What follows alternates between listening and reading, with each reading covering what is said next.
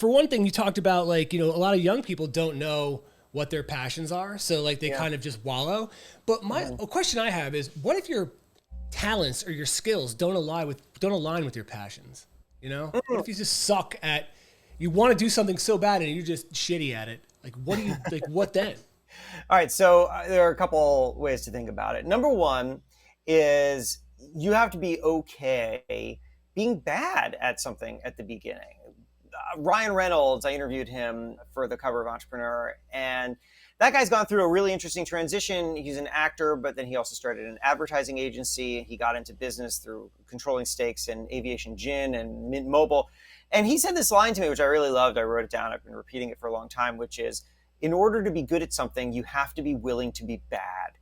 And when he said that, I realized that the dividing line for a lot of people between what makes somebody successful and what leaves people behind is often that the successful people are simply willing to tolerate being bad for a long time.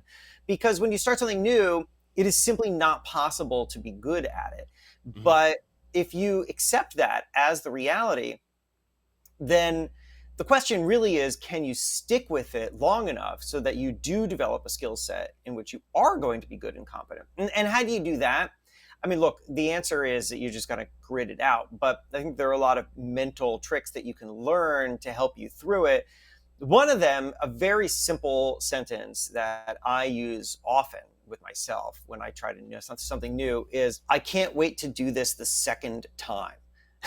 I came to that when I was about to give my very first keynote talk in front of a room full of entrepreneurs. Never done anything like it, never stood on stage, talked to people like that.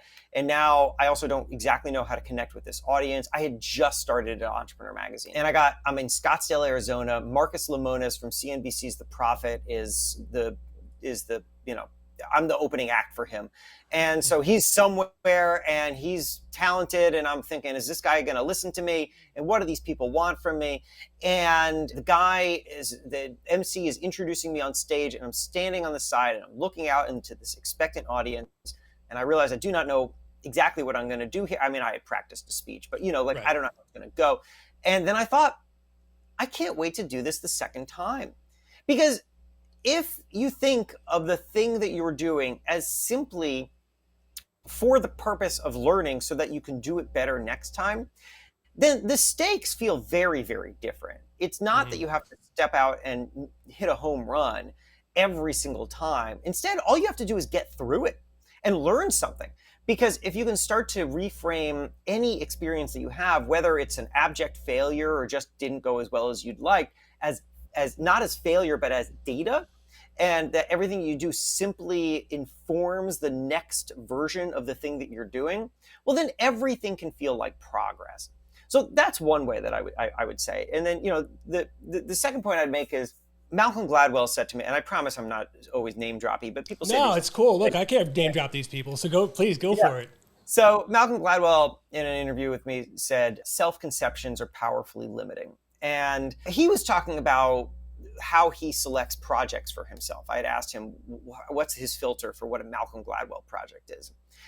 And he said, to the best of his ability, he tries not to ever think about it like that, because he doesn't want to have too narrow of an idea of who he is or what he can do.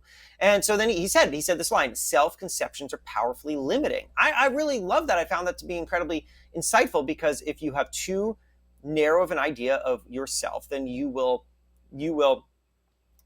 turn down all sorts of amazing opportunities simply because they don't fit into that narrow view. So the reason I share that with you is because if you have a passion for something, I think that's wonderful and you should pursue it, but you should be open to the possibility that there are lots of different ways to engage in that passion that aren't hyper-specific to whatever you're envisioning. How many athletes were not successful athletes but turned out to be really successful in the sports arena in some other way? Maybe they turned out to be great broadcasters, for example. Right. I heard this guy, Hrishi K. Sher, a very successful podcast called Song Exploder. And he was a musician and really thought that and wanted to be well known for his music. He is not. Instead, he became known for this podcast that he made about other people's music. And Right. there's something to grapple with there, but ultimately what he did was he engaged in the arena of his passion, and then he was able to find the place in which his actual skills overlapped with his interests, because where your skills overlap with your interests are not necessarily going to be where you anticipate, but if you're open to finding what that is and where that is, you're ultimately going to find something that will be extremely gratifying. So would maybe the inertia be in some cases that people are afraid their ego will get bruised, or the failure will be an embarrassment, or they're just unwilling to learn? Is that why they maybe will stay put when they're miserable rather than adapt? I think that people stay put when they're miserable, oftentimes because they've identified themselves incorrectly. We identify ourselves far too strongly with the output of our work. So we say, I do this, right? If somebody comes up to you at a party and they ask what you do, you say, I do this, I create this, I do this job. And that's fine. But the problem with that is that you're now aligning with something that is very easily changed, right, or very easily disrupted. And so my experience with this was that I started as a community newspaper reporter, and 2002. 2002, yeah, yeah. I graduated college in 2002, and my first job out of college was the Gardner News. I was a reporter in this tiny little paper, and then I went to another one called the Worcester Telegram and Gazette, and I did not love those jobs, and I didn't love being in the newspaper industry as much as I thought I would. But I'll tell you, I had spent years before getting those jobs thinking of myself as an aspiring newspaper reporter, and then getting those jobs and thinking of myself as a newspaper reporter. And I loved it. I engaged in that culture, and I'm reading books about newspaper reporters, and I'm watching movies and I'm thinking of myself as a newspaper reporter. And so when these jobs started to sour on me, or rather, I guess when I soured on the jobs, and I realized that this isn't the place for me, one of the most challenging parts of that realization was, well, if I'm not a newspaper reporter, then what in the hell am I? Because I've spent all this time identifying as a newspaper reporter. So we need to push ourselves to create an identity and a mission for ourselves that does not change even in times of change. I recommend that people create a single sentence for themselves, a short single sentence that is not anchored to anything that is easily changeable. So for example, I do not call myself, whatever. If somebody asks what I do and I need to be very quick about it, I'll say, I edit a magazine. But to myself, what I say is, I tell stories in my own voice. That is the filter through which I'm going to do things. So I tell stories, not magazine stories, not newspaper stories, not books, not whatever. And then also in my own voice, which means that I'm setting the terms for how I'm going to operate. Now, you can change a lot about my life, and it does not impact that statement or my ability to execute on that statement. Yeah, I actually heard you go into more detail on that in the School of Greatness podcast, which I thought was really great. It was really interesting, and I thought that was awesome. And there was a couple other, that's actually one of the handful of things I noted from there that I wanted to follow up on was, there's another thing that you say in there, like work for your next job now, I think it was. I'm paraphrasing, but I really, I don't think a lot of folks do that. I think that they're constantly thinking about and that's where I want to definitely talk about this whole quiet quitting, which I feel like is just bombarding every headline I see when it comes to anything reported in around that arena these days. But it's people just not doing that? When you do that, which I guess the definition, if it's even loosely defined, if it even means any fucking thing, would be it doesn't mean any fucking thing. Right? So is it just supposed to be that you're drawing boundaries or you're not interested? I don't understand it, but the whole point to me is this: if you're unhappy, right, then or you're disgruntled, why don't you just leave? Yeah. Well, I think the answer is because people as individuals who are quiet quitting, they haven't exactly figured out what it is that they want to do next yet. But I despise the phrase quiet quitting. I think we need to loudly quit quiet quitting. And part of the reason for that is because we have a cultural understanding problem in which when there is a new term for something, we treat it as if it is new. Right. So remember in 2013 when there were a million stories about selfies because the word Yeah. selfie was new and everyone treated Right. it like the very first time anyone had ever turned a camera on themselves. And Right. that's so stupid because we want to try to draw these broader lessons out from the things that we're observing in the world. But if we don't put them in the right context, then we're going to, for example, see something as a new problem caused by some new cause, when in fact it is neither new nor a problem. Right. And in the case of quiet quitting, the phrase quiet quitting is new, but people checking out of work is not new at all. And so the question really has to be not, well, what exactly is wrong with these people who are quiet quitting, but rather what's wrong with the system in which they're in such that so many people are feeling this way. Now, McKinsey and Company run this really interesting study where they surveyed people who had quit a job and asked them why they quit. The number one reason, you might think it's money, it's not. That was actually number two. The number one reason was lack of clear advancement opportunities. That was it, right? Which is to say that a lot of people go to work and they do not see how they can grow in the place in which they are. And that is a management problem and that's a leadership problem. And that is something that we're going to need to think really deep and hard about and try to solve before we can expect people to show up to jobs that they don't find satisfying and accept the amount of pay that we're willing to give them. So I don't blame the people who are quiet quitting. I mean, look, I think that down on an individual level, I think that you should go and pursue the things that make you happy and excited, and you shouldn't stick around somewhere where you don't feel valued or you don't feel like you're contributing, because frankly, that's not helping anybody. But I don't think that zeroing in on individuals who are sitting around is really going to address any kind of problem. We need to figure out how to make work meaningful and also how to find meaning in work.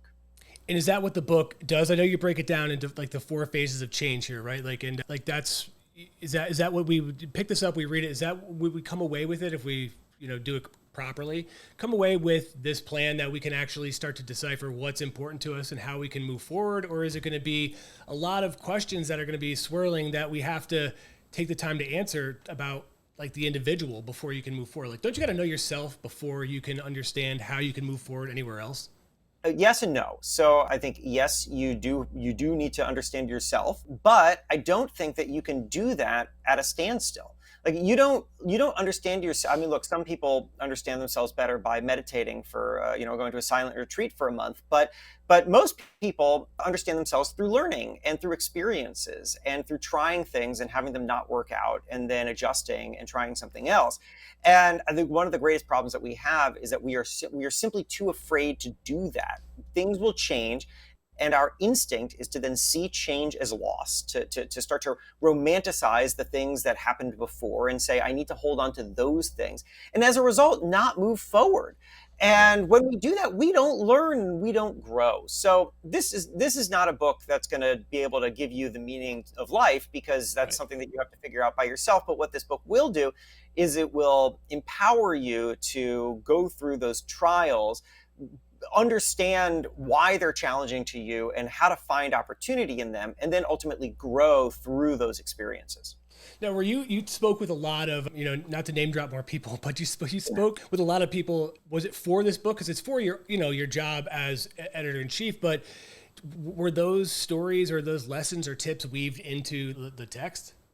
Yeah, so there's a ton of stories in the book, and some of them are from very, very famous people. Those were generally people who I had originally connected with through Entrepreneur, because I write a lot of the cover stories. But when I sit down and I interview people, I always come at it from the perspective of, I'm not so interested in what you do. I'm really interested in what you've figured out that other people can learn from, because my view of the world is that nobody wants to read a magazine and nobody wants to read a book. What they want is to grow, right? Mm-hmm. What they want is to help themselves. And so when they pick up the magazine or they pick up my book, what they're really interested in is themselves, and they should be. That should be the top priority. And so if you're going to read 3,000 words that I wrote about Dwayne "The Rock" Johnson and his business partner Danny Garcia, maybe you're interested in what they're doing, but really you're interested in how you can adopt some of what they're doing. And so I have these ideas conversations with people, and then sometimes I'm able to follow up with them afterwards. And also sometimes I just spend some of the time that I have with them kind of pursuing my own, curiosities. And so I was taking the best of a lot of that and then combining it with other stories and putting it into the book and kind of making it part of a more coherent narrative about the reader than I could do in a 3,000 word magazine story. But these people are very impressive. Right. No, absolutely. But there's also, as someone telling a story, there's times where some of the things you write may not be on brand with what these folks are trying to portray. Do you ever get pushback from their publicists or from the person themselves as to something that they would like to have in, or like they try to like kind of almost push because I deal with it too, but I'm curious how you deal with it when it comes to, editorial integrity or trying to ensure that you're telling the complete story rather than just some like making somebody look so incredible, and glossing over some of the failures or something like that. It's really interesting. I have not in my time at once I was in control of things as an entrepreneur. Yeah. I've actually never really run into a problem like that. Instead, actually, I have the opposite experience, which is that oftentimes when I'm doing the interviews, people have told me this so many times. It's funny to hear the same thing out of the mouths of so many people, from Michelle Pfeiffer to Norman Reedus, who at the end they say, this was like a therapy session. Jimmy Fallon said that to me too. And then they often will tell me when the story runs that they felt like it was a story that they collaborated on. Michelle Pfeiffer told me it was like one of the things she was most proud of in her career, which is amazing. Now, I don't say that to like tout myself, but rather to kind of set up what I'm doing with them. I always say this when I'm sitting down and interviewing a celebrity. I tell them at the very beginning the same thing. I say, all right, I just want to let you know what, I guess, sort of how I'm going to enter this conversation. My audience is an audience of builders, and they're an earnest audience. And the thing that they most want to know is how they can build great things for themselves. And you've obviously built great things for yourself, but most of the things that you have done and the things that you're known for are not things that other people are going to be able to do, right? Like no other reader of mine is going to have a late night talk show. Most people nobody else is going to have a late night talk show, but you figured something out, something fundamental about your career, and it has guided you. And that's the thing that I want to understand. I want to understand like how you figured that thing out, and then how I can share that with others so that they can employ those strategies for whatever it is that they're doing. So I'm going to have a conversation that's sort of half about what you've done, but I'm going to keep pushing you to just articulate how you came to those decisions and why you make the decisions that you do. And then I go like incredibly deep on things, right? So somebody will tell me something and I'll ask them 17 follow-up questions to try to get to the heart of like, well, what were they thinking? And ultimately the piece that I write, I feel like is not really a piece about them at all. It's really a piece about the principle that I learned from them. So, like the story about Mark Wahlberg is not really a story about Mark Wahlberg. It's really a story about diligence and how to discover that in yourself. The story about Jimmy Fallon was really a story about how to figure out what your mission is and who you are to other people. The story about Bethany Frankel was really a story about time management. And because I'm living in this space in which I'm basically trying to extract the lessons from somebody on the thing that they have thought the most about, and I'm talking to them about the thing that nobody else asks them about, because whenever Michelle Pfeiffer sits down, people just ask her about her movies, which she's completely bored by. But if you talk to her about like the challenges of starting a business and what it's been like trying to adjust to that new reality, she's like thrilled because nobody asks her about that.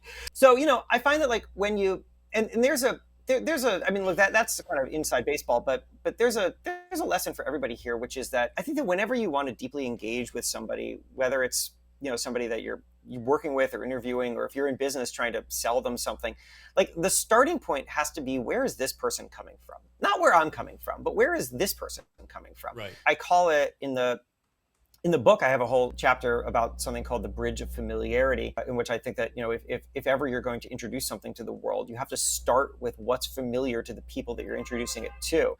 Because if you start from, here's my great idea and here's why everybody should adopt it, well, people aren't into that. People don't like new things. What they like are better versions of old things. So you have to start with where they are and build from there. So, look, it's a different kind of writing. I wouldn't say that if you're at the New York Times, this is the way that you should approach things. But for an audience of builders who don't really care about pop culture that much to begin with, but are definitely interested in how success happens, it works for them.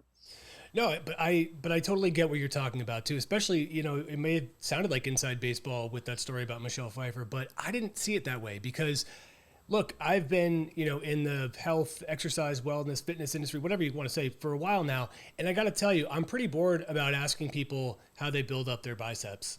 Like, it's like, I get it. Like, there's a bunch of ways to do it and that's fine. And there's enough being said on it. I'm more curious now about the individuals, how they, like you said, their strategies to get to where they are, the peaks and valleys that they went through. And I'm really interested in the whole failure aspect because, again, I think specifically a lot of guys, and especially in fitness maybe, because it can be a very egocentric and just people puff out their chests a lot. But the whole point is just what you're saying. And I think it's so important to hammer it home that, I mean, if you're not failing, it means you're not really experimenting and you're not maybe taking enough calculated risks to what you can't be good at everything, so that was to me the important parts, especially because now, when I started coming up in this industry, it was all like, okay, if you were going to be a big name, you got attached to some sponsor and they gave you money and then you hawked their product. Now, because of various social medias, you can create your own brand very, very easily with low overhead and make a good life for yourself. But I'm always curious, where do you advance from there? Because sometimes it's difficult to continue making, content. You have to come up. It's actually a really difficult. I mean, look, you have editors that you work with that they're pitching you all the time, and you're probably like, oh, okay, I've heard that story 50 times. How do we make it different? So that's where a lot of these folks that I speak with come. They've told me, they're like, dude, I'm exhausted. I have to make something every day, and I have nothing left. Like, what do I do? I'm like, I don't know. So that's where I was like, this book could also be for those folks too. Just that I like the whole point about adapting and changing because, I think that it's critical to embrace that rather than just try to, dig your heels in and stay put. And I think a lot of guys that I know, and specifically guys, not just guys, but women too, but like folks that I know, they're happy with just kind of feigning happiness rather than going and finding it. So that's a really interesting insight, and share a couple things that it made me think of. Number one is, the community that I know is the entrepreneur community, and it's a community in which failure and discussion of failure is exceptionally common because the thing that people are doing is so difficult that they need a community of people who can talk about it, who have a shared experience. And also because they've recognized, or at least hopefully they've recognized that a lot of the best businesses have come out of failures. I mean, a sort of classic contemporary example is Slack, which started as a failed video game. And then Stuart Butterfield, when he was shutting the video game down and returning his investors' money, had this idea that, they'd built this internal communication system in the video game, and what would happen if you just spun that thing out by itself into a product, and that's what became Slack. So, we know that failure is not only an option, but is sometimes actually the spark for something great. And as a result, this community is very open to talking about it. So I get these conversations with people in which they're really willing to engage in what went wrong and how they thought through it. And when people are willing to engage on that stuff, it really just opens every avenue up. And I don't know if that's something that is as common in other communities, but I would say that in spaces where maybe it isn't, it's worth starting with maybe a smaller community within that community where you can find that kind of trust and talk about that stuff, because that's where growth is going to happen. And that it's really interesting. There is if you go outside of America and into more developing economies, you will find a different conversation happening where they haven't quite gotten to the embracing of failure. So I remember interviewing some investors and entrepreneurs in Africa, for example. These are more developing economies, a lot of them, and there isn't the same level of culture of, I'm going to go out, I'm going to start a company, I'm going to raise a bunch of money. It might totally fail, but then I'll just go on to the next thing. Because, when you don't have as much money to work with, the stakes are much higher. And so as a result, these people are very, very concerned about talking about failure. And they will often always put a nice gloss on everything that's happening, even if things are going wrong. And as a result, the startup founders burn out. As a result, the investors who are in the area feel like they don't really get to know an entrepreneur. Because, oftentimes I talk to entrepreneurs I talk to investors. Investors love hearing about failure, love it, because they know that there will be failure along the journey. And what they want to know is, how does somebody react when that failure happens? So if they can't even get the person to engage on the subject of failure, well, then they really cannot get to understand what that person is made of.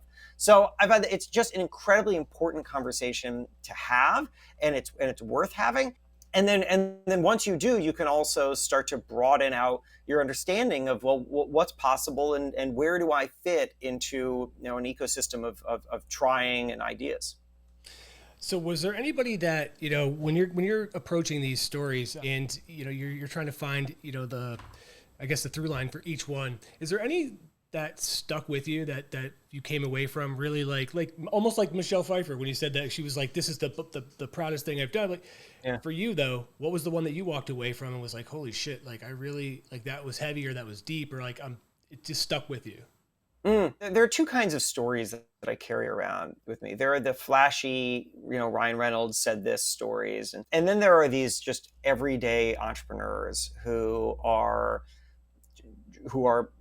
trying and struggling and figuring things out. And they will tell me that they did something. And what I love about it is that, when you're down on the ground level, unlike I love a story from Michelle Pfeiffer, because I think that hearing people at the sort of the highest possible level articulate their own challenges is valuable, because you can realize like, oh, well, if she's dealing with that, it's natural for me too.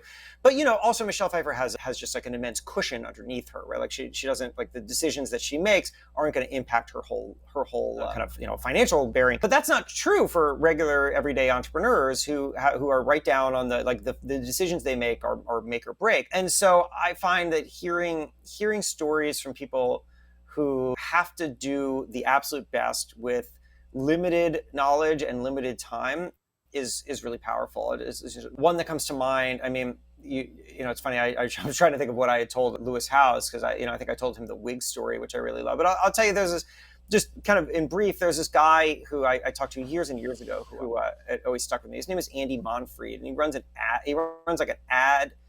Well, it started as an ad tech company called Lotame. And ad tech is complicated, and we don't need to get into it. I could barely explain it myself. But basically, in the earlier days of internet advertising, he had figured out how to target ads in a way that nobody else had. And it was making him a lot of money. Lotame grew very fast. It sort of quickly had become like a $30 million business. And then he goes out and he hears one of his clients say, we're actually going to not work with you anymore, because we're building a similar thing ourselves in-house. And he leaves and he says, well, that sucks. And then he hears the same thing from another client. Oh, we're building this in-house.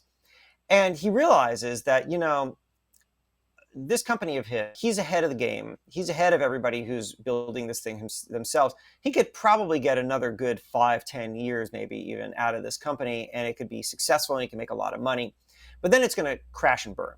And if he wants to build something for the long term, he's going to have to make an incredibly difficult decision right now, before he's forced to, for the benefit of the long-term health of the company. And so what he does is he decides to shut the entire business down. Like, he had built this ad tech, it was doing really well, it was bringing in $30 million a year. He shut the whole thing down, and he laid off half of his staff. And people were confused. His investors were saying, what are you doing? You could still make a lot of money off of this. And his team felt betrayed because they did everything that he asked of them.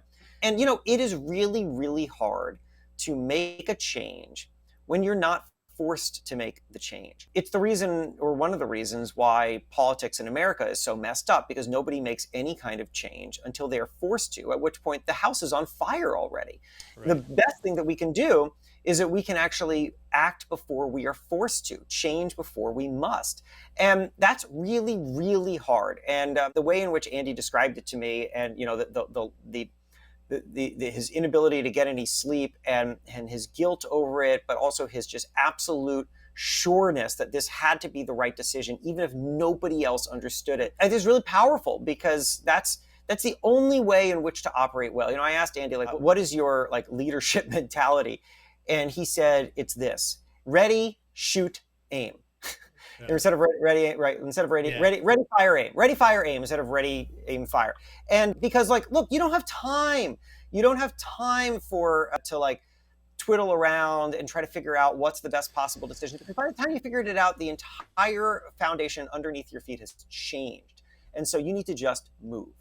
So isn't that like the perfection myth? Like, you're going to wait till it's perfect, but nothing's ever perfect, right? So if you keep waiting until something is perfected, then it's just going to sit there and collect dust, and it's just, you're going to, as you said, and then the house comes on fire, and you got to make a switch. Yeah, that's right. Which is why the best question that we can ask whenever we're doing something is not, is this perfect? Is this perfect is the worst question that we can ask. And the reason for that is because nothing is perfect. And so if your filter is this perfect? Then the answer is going to be no. And then you're going to say, oh, well, then I should stop doing it, or this is going to be terrible. So it's just not a constructive way to think about things. So what's a better way to think about things? You ask this question instead: are my new problems better than my old problems? Because if you ask that, then you're leaving open the reality that problems will exist, that everything that you do will have some problems with them. But the question is, are you making progress? Are your new problems better than your old problems? And if the answer to that is yes, then great. Let's start solving those new problems for yourself or for your organization. And then you're going to do that, or you're going to create other problems. But then the question again is, are these new problems better than my old problems? Yes, then I'm going in the right direction. Let's keep going. That's the only way to evaluate things, because we will never, ever be perfect. But what we can always do is be problem solvers. Right. Well, that's a really good way to look at it too, because it's, the problems are always going to be there. So if you've, put yourself in a situation where you're in a better, you're facing different ones that are not the same, and you're in a better spot, then you're making progress, right? That's a success. Where I think that sometimes, myself included, I do fail to see that. I'll try to do so many things so quickly that I'm putting, drops in every single bucket, and it doesn't look like anything's getting filled, where, that's probably a time management and organizational issue first of all. Second, it's I actually am getting it done, just not at the pace that I want or that I'm comfortable with. So that's another thing that could be probably ironed out if I just stepped back and kind of dissected it that way, rather than, look at it from the helicopter view. Damn it, nothing's full. Right. Yeah, that's exactly right. Ira Glass is. He's the creator of This American Life, popular radio show. Yeah. Anyway, he has this kind of way of talking about trying new things and navigating things, which is sort of similar to what I was talking about with Ryan Reynolds before, but a little different. Kind of what you were saying reminded me of it, which is, he says that when you're navigating something new, your tastes are better than your abilities. You know what good looks like, right? And if you're in a creative pursuit, you know what good writing looks like. You know what it looks like. You know what good looks like when you're seeing other people do it. But then you're not able to reproduce that yourself, and that can be deeply, immensely frustrating, because you know what good looks like, and then you cannot find it in yourself. And you might think that means you're a failure, but it doesn't. It just means that the reason you have good tastes is because you're watching people who have put a lot of work into something, and they have figured out all the problems, or at least some of the problems, and they've advanced further than you have, because you're just not as far along as they are. And the only thing that you can do is be mindful of what good looks like, and then work towards it, knowing that you're not going to be able to do it at first, because nobody can. And then one of the things you'd mentioned there was that maybe it's a time management problem, and I think that those kinds of questions are really great, because when we start to look at our problems, they can feel overwhelming until you start to reframe them by asking yourself, like, what kind of problem do I actually have here, right? Like, do I have a structural problem? Do I have a talent problem? Or do I have a time management problem? There's so many companies that I've talked to where their product was not taking off or their sales had leveled off. And, they're trying to figure out what kind of problem they have. Do we have a product problem, or do we have a consumer education problem? And the thing is that people just don't understand what we do well enough, and we have to figure it out. A good classic example was Lime scooters. When those things were distributed into cities, there was this kind of wave of panicked news stories about all the accidents that these things were causing, and how unsafe they were, and talks about banning these scooters. And so Lime starts looking into the data because they want to understand what kind of problem they have. Is this a technology problem? Are these things just simply too dangerous? The answer, it turns out, was that the vast majority, like 99.985 or something percent of rides, and it happened without incident. And then when you looked at the small percentage, a fraction of a percentage of rides that had an incident, most of them were kind of minor cuts and scrapes. And then there was a very, very small percentage, like 0.00 something 185 or something. I have the number in the book that led to an actual like injury or death. And Lime discovered that the vast majority of those rides were happening in somebody's first 5 rides, which is to say that the most dangerous time to ride this thing was not when it's a scooter. It was when it's your first 5 times riding a scooter, which means that we don't have a technology problem. We have a consumer education problem. And so if you can start to train people to use these things, host clinics so that people's first 5 rides happen in a controlled environment, then you get people past the point in which things are most dangerous. So the more that we can ask ourselves these questions and say, well, what kind of problem do I really have? It helps you start to actually develop like real solutions that are manageable. See, that's interesting because I thought the e-bikes and scooters, I always thought that was an infrastructure problem because, we didn't really have anything that's set up like that. So I just thought it was just either congestion and user error, but that's interesting. So I'm I'd like to learn more about that because I mean, look, I would say that's not obviously the only problem because right. Those scooters have created other problems. People, there was either a consumer education problem or some kind of infrastructure problem where I don't know how you would categorize it, where people were leaving these scooters in the middle of sidewalks and places. So they were like pennies. They were everywhere at one point. Yeah. That's right. And that was super annoying. And that was something that I think both the companies needed to do a better job of managing, but also that we needed to have these things settle into our lives, better. And that takes some kind of time. So there were a number of problems there, but on safety, the answer now after those things have been out for many years is that scooters are no less safe than any other form of micromobility. And I just want to ask you this because I feel like this is another thing that creeps up a lot now is like this whole like pushing people to go back to some office culture. Like, do you work out of an office all the time, and do you think that that's actually necessary, or would it be a step backward? So I don't work out of an office anymore. We don't even have an office. We got rid of it. So I'm in my bedroom right now. I am thrilled not to go to an office, and when I was in an office, felt like there was no reason for me to be in an office and no reason for my team to be in an office. But I'm not going to say that is the right decision for everybody because there are all sorts of factors at play here. There is, for example, what kind of work do you do? Is it collaborative enough that you all need to be together and that being virtual just kind of doesn't work? Also, where are you in your stage of life? Because when I was in my 20s, my primary social network came out of work, and I would hate to have been working at home at that point because we all hung out at the office and then we all hung out at the bar next door to the office. And so, but I think that companies are making a large mistake by enforcing things upon people where there is no clear rationale for it outside of that we don't know how to manage people virtually, right? Like, this is in a way also subject to the question about what kind of problem do we have? Do we have a remote work problem or do we have a management problem? And if we have a management problem, what kind of problem do we have? I'd say you could argue what we have is a management training problem, where managers have been trained in one way to manage, or possibly not even trained at all in how to manage. And therefore, they're only comfortable in the way in which they were familiar before, where they could like keep an eye on people. And then also, a big problem that managers have is that they measure the wrong thing. So too many people measure input instead of output, which is to say they'll measure the amount of time somebody is working on something rather than the product of that work.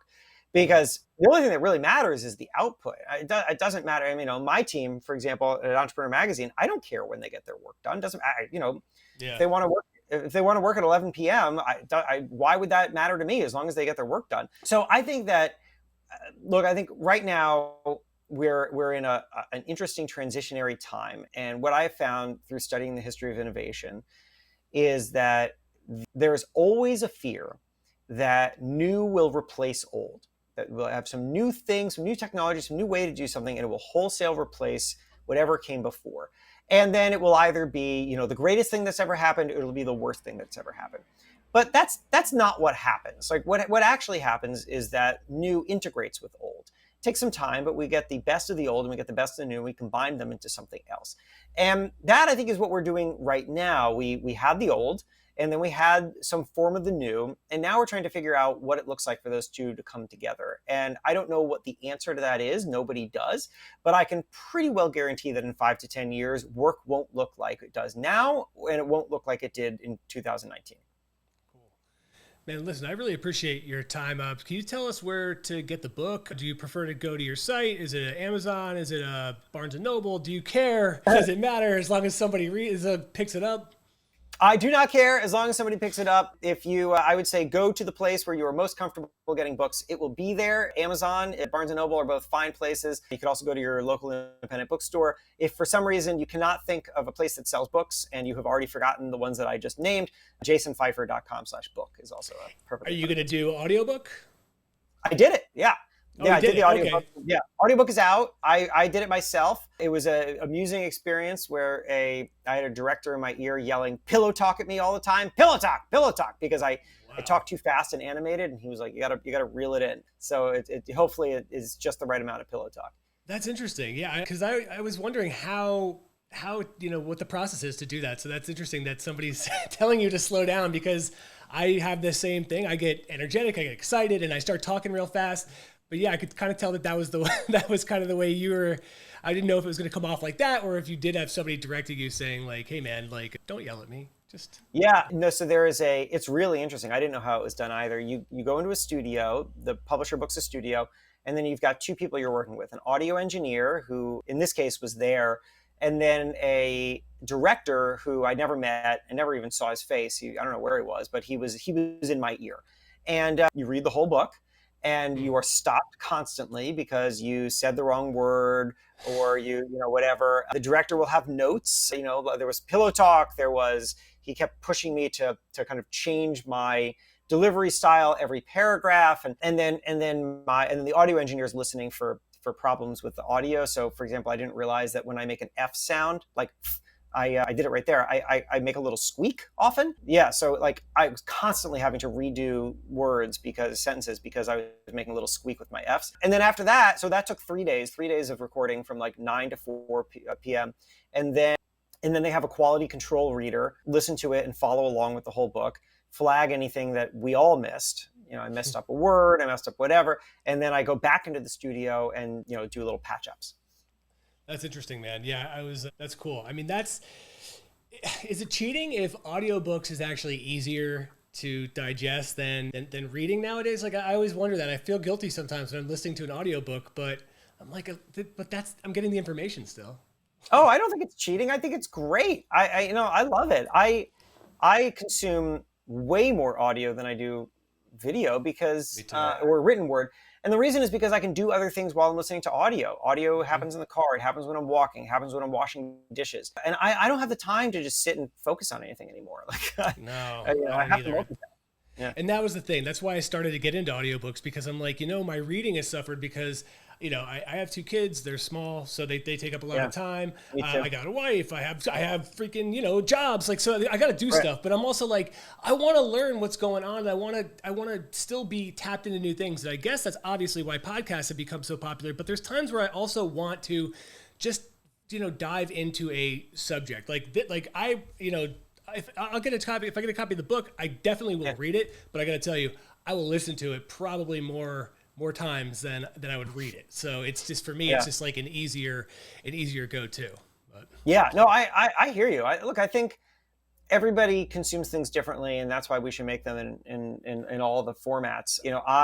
The one downside, of course, to audio is that if you want to go back to something and reference it, it's hard to find. But and so actually, when I'm writing a script for a podcast, I write it differently than I would if I was writing for the written word, because I know that people can kind of go back and catch themselves up if they miss something. Whereas audio, you have to add all these. I mean, I didn't rewrite. You can't rewrite the book for the audio, so it's the same. But but you're supposed to have all these kind of signposts so that you're like, here's what we just talked about. Now here's what we're going to talk about next. Because people are, they're half listening. They're doing something else. Sure. So, but that's great. But I'll get you. I unfortunately cannot get you, I don't think, a audio book. But I can definitely get you a book. I would love to have the book. That would be fantastic. I'm super interested in it, and that would be really cool. Yeah, great. I think an important one, because it's like you don't want to try to be all things to all people, because then you're nothing to nobody. But I think it's always worth asking, basically, like, how can I be more useful? Like, if people already trust me for this, what else will they trust me for? And that's a powerful thing to ask. And I'll tell you one thing too that made me want to do it was because there was a lot of interference from the corporate side of things. This is probably pre-transition, but it still happens now after the company was acquired, where all of a sudden these profiles of people that are quote unquote, they're empire builders, or there's something like it's like sponsored stuff. But I'm like, no, they're not.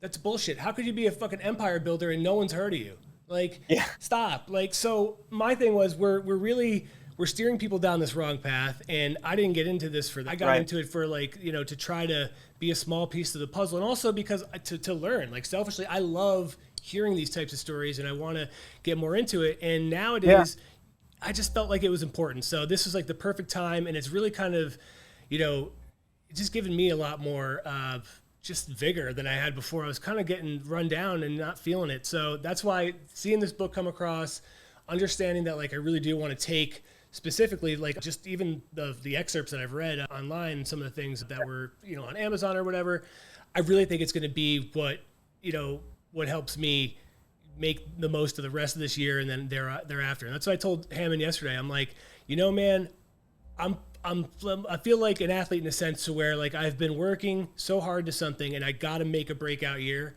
and I got to start swinging for the fence. And I've had a lot of these failures, and I'm okay with it, but man, I'm ready to have a hit, even if it's a single. So yeah, totally. I totally hear you. I feel that way all the time. Like, but the thing is like, it doesn't matter what you do. You'll always feel like, well, shit, I did this. Now what's the, like, it's like, never, like, every mountain looks the same. The top of every mountain looks the same. It's real weird. Yeah, no, you're right though. But again, I don't know, man. Maybe you do realize, and people tell you all the time, like, especially these really high, profile folks, that like, talking to you, there comes a sense of just motivation that comes out of it. And I said the same thing to John yesterday. I go, Jesus, when I was talking to you, when he first called me, I was kind of venting to him about something. And now I'm like, now I want to go, like, I want to just plow through it and keep going and do something even bigger. And he was just like, do it. Yeah, exactly. Like, sitting around bitching about stuff doesn't get you anywhere. No, I know. But listen, man, I really appreciate it again. I have info.